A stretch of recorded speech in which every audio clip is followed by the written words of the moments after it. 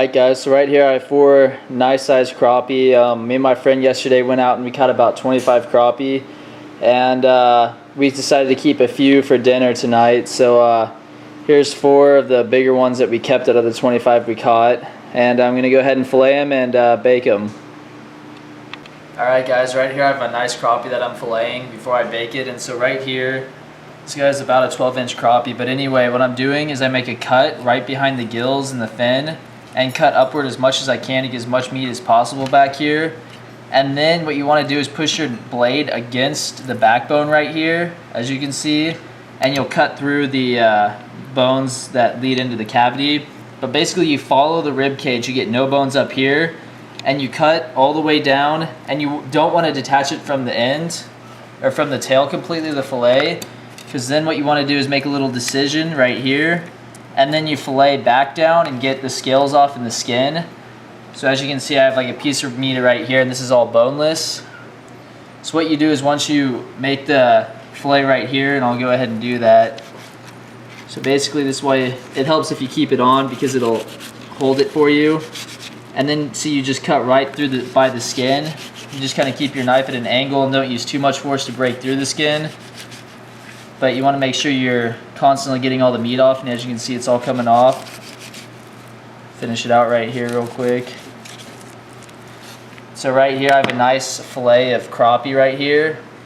And the last thing you want to do is, this is all boneless except this little rib cage piece right here. So I'm just going to cut that out real quick, and that tears away. And now I have, this is pure boneless, a nice piece of meat right here from one side of the crappie.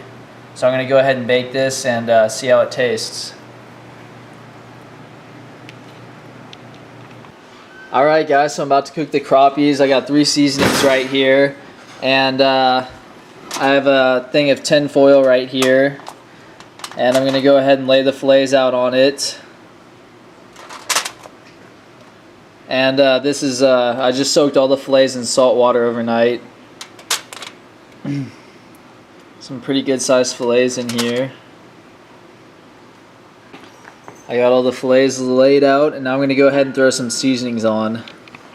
Alright, so the first thing I'm going to put on is some New Orleans Cajun sauce, or some seasoning, and it's really good. I'm going to probably put that on about half of these fillets.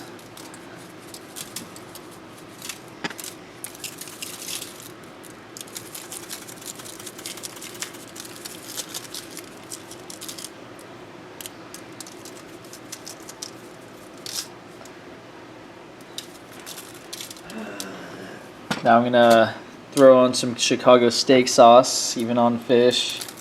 It's still pretty good.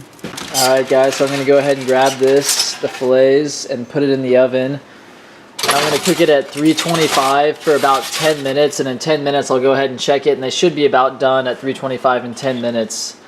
So I'll go ahead and close it up and set the timer for 10 minutes, and hopefully come out nice and crispy, nice and flaky. So I'm going to go ahead and get the crappie out. It's been about 10 minutes on 325 degrees again. Take them out of the oven here.